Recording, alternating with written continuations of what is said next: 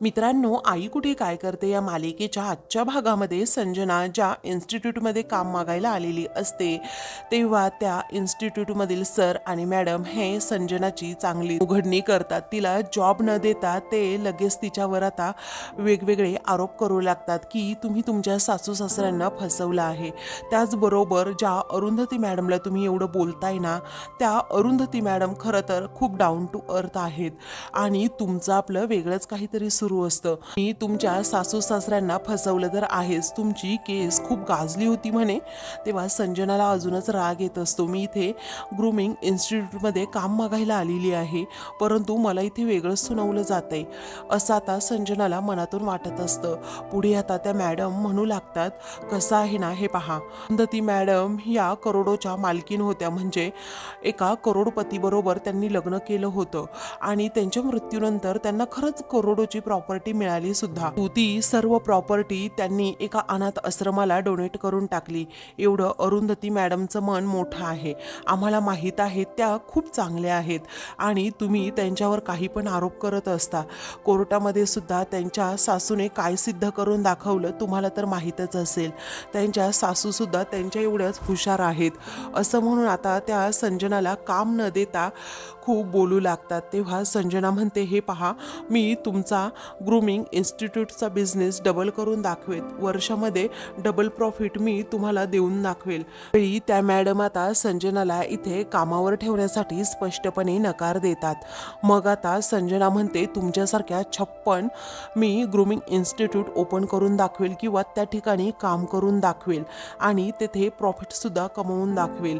इथे काही शिक्का मारलेला नाहीये असं म्हणून संजना आता त्यांना चॅलेंज देऊनच तेथून निघते आणि हे सगळं ती आता अनिरुद्धला सांगत असते. तेव्हा अनिरुद्ध म्हणतो, म्हणजे तुलाही काम मिळालेलं नाही असं वाटतंय. त्यावेळी संजना म्हणते, म्हणजे तुलाही काम मिळालं नाही का? त्यावेळी संजनाला आता खूप टेन्शन येतं. ती म्हणते, म्हणजे मला जे ऐकवलं गेलं तेच तुला ऐकवलं गेलं होतं का? त्यावेळी तो आता हो असं म्हणतो. पुढे आता संजना रागातच म्हणते, अनिरुद्ध, मी अजिबात या अरुंधतीला सोडणार नाहीये. ती आपल्याला सुखाने कुठेच जगू देणार नाही. तिने आपलं करिअर, आपलं आयुष्य सगळं काही बर्बाद केलंय. आता मी सुद्धा तिला अशीच बर्बाद करणार. You just wait and watch असं म्हणून ती आता खूपच चिडते. दुसरीकडे घरातील सर्वजणी या फराळ बनवत असतात. तेव्हा अनघा आरोहीला म्हणते, तुझी खूप दगदग झालीये, तू अगोदर जाऊन झोप पहा. मग आता आरोही म्हणते, नाही, मला झोपच येत नाहीये, मी इथे करते थोडा वेळ अजून काम. आप्पा तितक्यात पळत असते ते येतात आणि म्हणतात, काय अरुंधती, काय चकली झालीये, काय करंजी झालीये मस्त, हां, मला खूप आवडली. मग आता ते पुन्हा एक चकली घेतात आणि खाऊ लागतात. त्यावेळी अरुंधती म्हणते, आप्पा, अहो तुमचं काय चाललंय? तुम्ही आला आहात आणि मगापासून तुमची ही 6वी करंजी आहे, तुमचं काय चाललंय? तेव्हा आप्पा म्हणतात, अगं अरुंधती, हीच तर मजा असते दिवाळीत, चकल्या करंजा चोरून खायची, बाकी काय, वर्षभर कोण खातं मग? तेव्हा अनघा म्हणते, आप्पा काय म्हणालात तुम्ही? अहो, वर्षभर खात नाही आहात म्हणजे? जर काही खावंसं वाटलं तर तुम्ही काय करता माहीत आहे का? तुम्ही जाता दुकानामध्ये आणि खाऊन सुद्धा येता. तेव्हा अरुंधती म्हणते, हो ना, मला माहीत आहे, आजकाल काय 12 महिने 13 दिवस सगळं काही दुकानांमध्ये अवेलेबल असतंच. तर आता अरुंधती म्हणते, पहा ना, सणांचं असं अप्रूपच राहिलं नाहीये. कारण पूर्वी कसं फक्त दिवाळीत लाडू, करंजा, चिवडा असं पदार्थ व्हायचे, गणपतीमध्येच मोदक व्हायचे, संक्रांतीलाच तिळाचे लाडू, त्याचबरोबर गुळपोळ्या व्हायच्या आणि आता हे कधीही अवेलेबल असतं. त्यामुळे सणांचं ना असं महत्त्वच राहिलेलं नाहीये. आप्पा म्हणतात, हो ना, पहा ना, आत्तासुद्धा कधीही पाऊस पडतो. पूर्वी 3-4 महिनेच पाऊस असायचा आणि आता कसा ऐन दिवाळीत सुद्धा पाऊस पडतोय. पूर्वी आमची आई आम्हाला अशी हुडहुडी भरणारं थंडीमध्ये बसवायची, उटणं लावायची, ती गुलाबी थंडी अंगावर अशी झोंबायची, तेव्हा किती छान वाटायचं. आणि आता गुलाबी थंडी तरी दिसतीये का आपल्याला कुठे? सगळीकडे नुसती सिमेंटची जंगलं झाली आहे. परंतु आपल्या समृद्धीत तसं नाही आहे. कारण अख्ख्या मुंबईमध्ये कुठेही अगदी गरमी असेल ना, तरीही आपल्या समृद्धीजवळ नेहमी थंडावा असतो. कसं मन प्रसन्न होतं अगदी. कारण सगळीकडे कशी हिरवळ आहे, झाडं आहेत. आणि अरुंधती, अगं पाहिलं ना आपली जागा सुद्धा किती मोठी आहे ते. तेव्हा अरुंधती म्हणते, हो ना आप्पा, खरंच आपल्या समृद्धीसारखं दुसरीकडे कुठेही वातावरण नाही आहे, असं सगळीकडे अगदी पोल्युशन आहे. असं म्हणून ती आता समृद्धीचं भरभरून कौतुक करत असते आणि या वास्तूमध्ये नेहमी चांगलंच बोलायचं असं म्हणते. ती आता ही हिरवळ अजून अशीच वाढू देत आणि आपण अजून काही झाडं लावूयात असं जेव्हा आप्पा म्हणतात तेव्हा अनघाला खूपच आनंद होतो. मग ती आता आप्पांना म्हणते, धरा या गोष्टीवर तुम्हाला अजून एक करंजी, म्हणून ती आता आप्पांना अजून एक करंजी भरवते. तर घरातील वातावरण अगदी दिवाळीसारखं प्रसन्न झालेलं असतं. सर्वजण खूप खुश असतात. त्यानंतर संध्याकाळी अभि, अनघा, आरोही, यश, त्याचबरोबर अरुंधती, घरातील सर्वजण मिळून बाहेर दिवे लावत असतात. सगळीकडे अगदी लख्ख प्रकाश पडलेला असतो. दिव्यांमुळे आता घर अगदी पुन्हा बहरल्यासारखं वाटत असतं. त्याच वेळी आता तिथे नितीन आणि त्याचबरोबर अनिश हे दोघेही येतात. तेव्हा आता आप्पा त्यांना अगोदर दिवाळीच्या शुभेच्छा देतात आणि सुलेखाताई नाही आल्यात का असं आता कांचन विचारते. तेव्हा नितीन म्हणतो की नाही, मावशी नाही आली. अनिश म्हणतो कारण तिला आश्रमामध्येच थांबायचं होतं. त्यानंतर आता अरुंधती आणि त्याचबरोबर घरातील सर्वजण मिळून त्या दोघांचं स्वागत करतात. सर्वजण एकमेकांना आता दिवाळीच्या शुभेच्छा देतात. त्यानंतर आप्पा आता नितीनला म्हणतात, आमचं आयुष्य या दिवाळीत जे काही उजळलंय ना ते फक्त तुमच्यामुळे उजळलंय. तेव्हा आता नितीन म्हणतो, आप्पा लाजवताय का आम्हाला? नितीन म्हणतो, असं काही नाही आप्पा, जे तुमच्या हक्काचं होतं ना ते तुम्हाला पुन्हा मिळालं. आम्ही तर काहीच केलेलं नाहीये. तेव्हा अरुंधती म्हणते, आप्पा आज दिवाळीच्या पहिल्या दिवशी मला तुम्हाला काहीतरी द्यायचंय. तेव्हा ती आता पुन्हा एकदा आप्पांना समृद्धीचे पेपर देते. तेव्हा हे समृद्धीचे पेपर तुम्ही ठेवा तुमच्याकडे, कारण नितीनने पुन्हा ते पेपर्स बनवून घेतले आहेत. आता हे घर कोणाचं नाही तर फक्त तुमचं असणार आहे. असं म्हटल्यानंतर आप्पा त्या पेपरकडे पाहतच राहतात. मग नंतर आप्पा अरुंधतीला म्हणतात, आपल्या समृद्धीचे पेपर. तेव्हा अरुंधती हो असं म्हणते. तेव्हा हे घर आता तुमच्याकडून कोणीही कधीही हिसकावून घेणार नाही, आप्पांना अरुंधती म्हणते. तेव्हा सर्वांना खूपच आनंद झालेला असतो.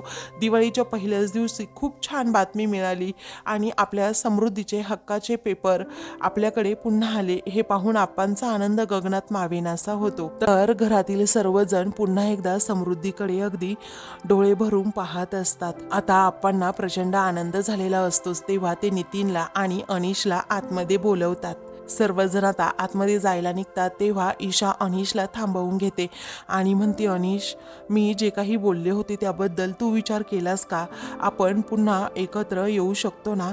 तेव्हा आता अनिश तिच्याकडे पाहतच राहतो आणि म्हणतो, अजून मी त्या गोष्टीचा विचार केलेला नाही, असं म्हणून तो आता लगेच आतमध्ये जातो. तेव्हा ईशा आता त्याच्याकडे पाहतच राहते. सर्वजण एकत्र येत गप्पा मारत दिवाळीचा सण अगदी छान प्रकारे सेलिब्रेट करत असतात. तर दुसऱ्या दिवशी अभ्यंग स्नान असतं म्हणून यश आणि हे खूप लवकर उठलेले असतात. त्याचबरोबर अनघा बाहेर रांगोळी काढत असते. अरुंधती दिवे लावत असते. त्याच वेळी आता तिथे कांचन त्या दोघींना आवाज देते की पटकन आतमध्ये या, कारण या दोघांनाही उठणं लावायचंय. मग आता अरुंधती म्हणते, हो आले, असं म्हणून ती अनघाला म्हणते की चल अनघा, पटकन उठणं लावायचंय ना. तेव्हा अनघा जरा शांतच राहते. ती काहीही बोलत नाही, कारण अभिला उठणं लावू की नको असं अनघाला वाटत असतं.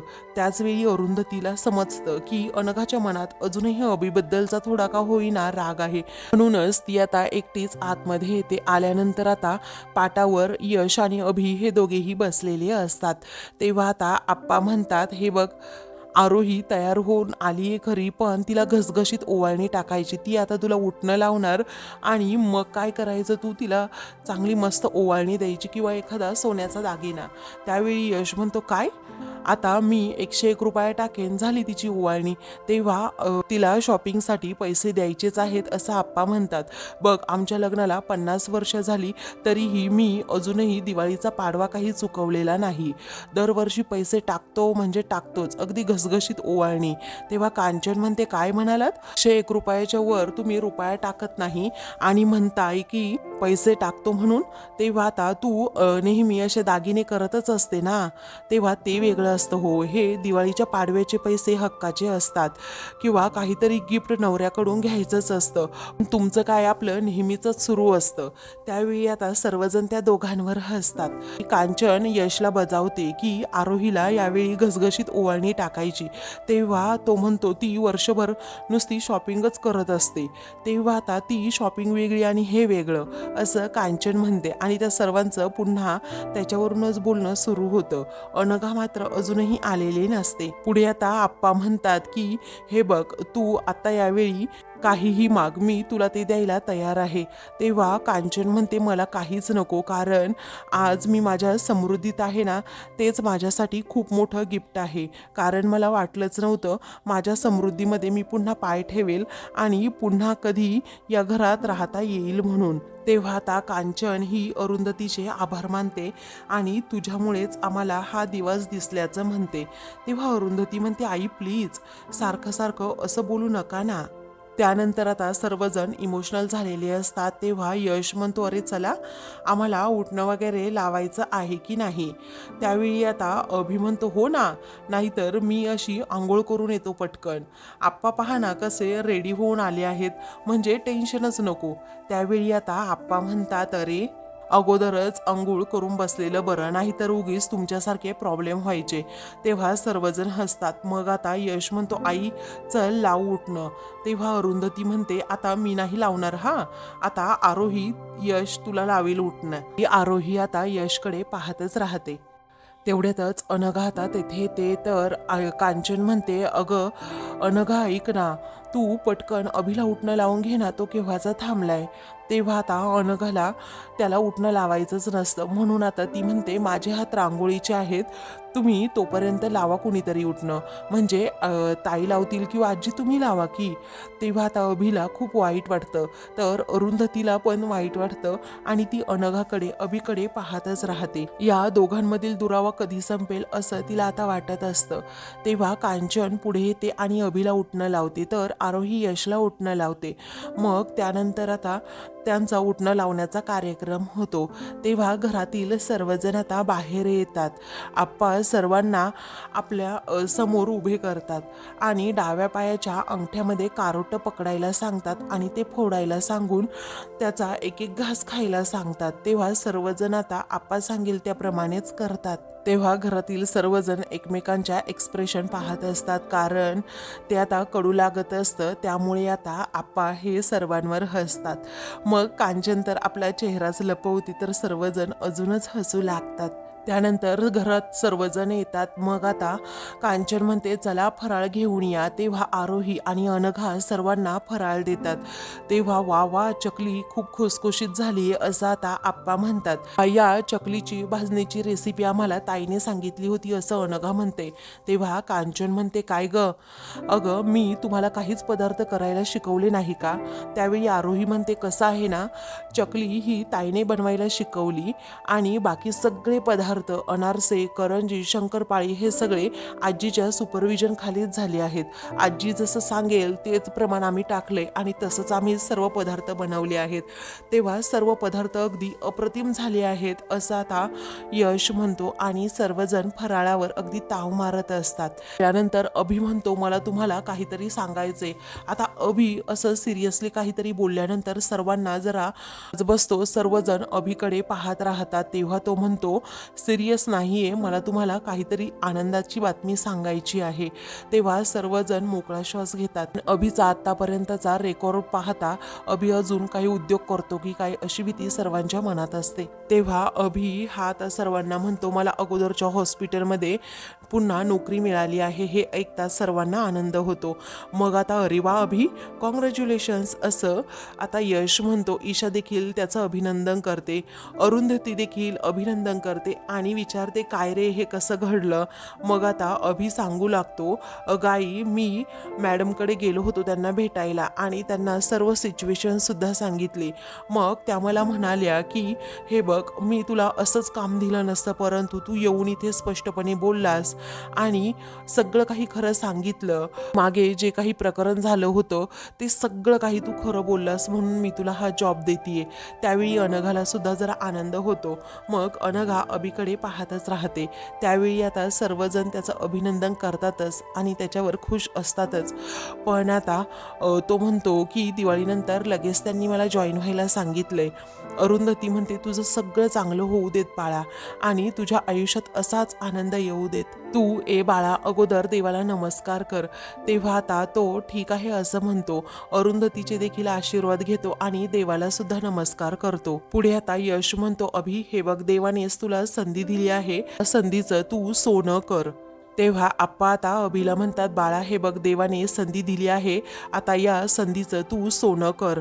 आता यापुढचे निर्णय तू स्वतः घे. तुला कुणीही आमिष दाखवलं ना तरीही त्या आमिषाला तू अजिबात बळी पडू नकोस बाळा. तेव्हा तो आता सर्वांना विश्वासात घेऊन सांगतो की मी पुन्हा अशी चूक कधीही करणार नाही. तर अभि पुन्हा म्हणतो मला तुम्हाला काहीतरी सांगायचे अजून एक. हे पहा आई आप्पा आणि आजी मला माझ्या चुकांची खूप मोठी शिक्षा मिळाली आहे. इनफॅक्ट मी माझ्या चुकांची शिक्षा अजूनही भोगतोय. पण असो मी काही बोलून दाखवण्यापेक्षा आता करून दाखवणार आणि सर्वांचा विश्वास पुन्हा एकदा जिंकेल. तेव्हा आता तो अनघाकडे पाहतो तर अनघा देखील त्याच्याकडे पाहत असते. घरातील सर्वांना आता अभिची ही गुड न्यूज मिळाल्यामुळे खरं तर खूप आनंद झालेला असतो. सर्वजण आपापल्या परीने अभिला आता समजावू लागतात. मग आता कांचन देखील म्हणते अभि एक गोष्ट नेहमी लक्षात ठेवायची बाळा, एकदा समोरच्याने विश्वास ठेवला ना तर तो विश्वास असा जोडत जोडत जायचा असतो. तो विश्वास एकदा उडाला ना, एकदा त्या विश्वासाला तडा गेला ना, तो विश्वास कधीच पुन्हा एकदा त्या माणसाच्या मनातला मिळवता येत नाही. आता आम्ही सुद्धा तुझ्यावर विश्वास ठेवण्याचा तेवढाच प्रयत्न करत आहोत आणि त्या विश्वासाला तू जागशील असं मला वाटतं. मग आता ईशा म्हणते अभिदादा हे बघ मला माहीत आहे तू विश्वास नक्कीच आमचा जिंकणार आहे आणि तू ते करून दाखवणार आहेस. तेव्हा अभि म्हणतो हो नक्कीच करून दाखवणार. ईशाला आता तो म्हणतो आता आपल्याला ते करून दाखवावं लागेल ईशा, कारण आपण खूप मोठ्या चुका केल्या आहेत. तेव्हा ईशा म्हणते हो नक्की करून दाखवायचंच. अरुंधती आता की अहो मी जर आता आश्रमात जाऊन येते कारण नितीन आणि सुलेखाताईंना सुद्धा भेटायचंय, त्यांना जरा दिवाळीच्या शुभेच्छा सुद्धा देऊन येते. तेव्हा ठीक आहे असं कांचन म्हणते. अनघा म्हणते ताई अगं जरा थांब ना, मी फराळाचं देते. तेव्हा ठीक आहे असं अरुंधती म्हणते. तेवढ्यातच अनिरुद्ध आणि संजना हे दोघेही तेथे येतात. तेव्हा अनिरुद्धला पाहताच तुम्ही दोघे आलात का असं आता कांचन विचारते. त्यावेळी आता संजना म्हणते हो आम्ही दोघेही आलो. आम्ही तरी कुठे जाणार आई, आम्हाला या घराशिवाय दुसरं कोणतं घर आहे का. तेव्हा कांचन म्हणते अरे पण. त्यावेळी आता अरुंधती ही रागातच त्या दोघांकडे पाहू लागते आणि ते दोघेही तितक्याच रागात अरुंधतीकडे पाहत असतात. पुढे आता अरुंधतीला अनिरुद्ध म्हणतो हे बघ अरुंधती, आम्ही जरीही आता बेलवर बाहेर आलो ना तरीही आपल्यामध्ये रिव्हेंज हा असणारच आहे. कांचन म्हणते काय बोलताय काय तुम्ही. तर आता अनिरुद्ध म्हणतो हो बरोबर आहे आई, अगं अरुंधतीने बिनकामाचा आम्हाला यामध्ये सगळ्या प्रकरणामध्ये अडकवलं. आम्हाला जॉबसुद्धा आता मिळत नाहीये. तिने आम्हाला बाहेर जे काही बदनाम केलं आहे ना ते आम्ही कधीही विसरणार नाहीये. तेव्हा अरुंधती म्हणते हे पहा मी तुम्हाला एकदाच सांगते मी कुणालाही चीट केलेलं नाहीये, कुणालाही फसवलेलं नाहीये. मी जे काही केलं ना ते माझ्या आई आप्पांसाठी केलं, बाकी कुणासाठी नाही आणि त्यात मी यशस्वी झाले याचा मला आनंद आहेच. तेव्हा तू भले कितीही यशस्वी झाली असशील परंतु अजूनही हा खेळ संपलेला नाही अरुंधती लक्षात ठेव, कारण मी तुला जे चीट केलं त्याचा अजूनही तुझ्या मनात राग आहेच बरोबर ना, आणि तू तो बदला घेतीयस हे मला माहीत आहे. अनिरुद्धच्या या बोलण्यावर अरुंधती आता हसते.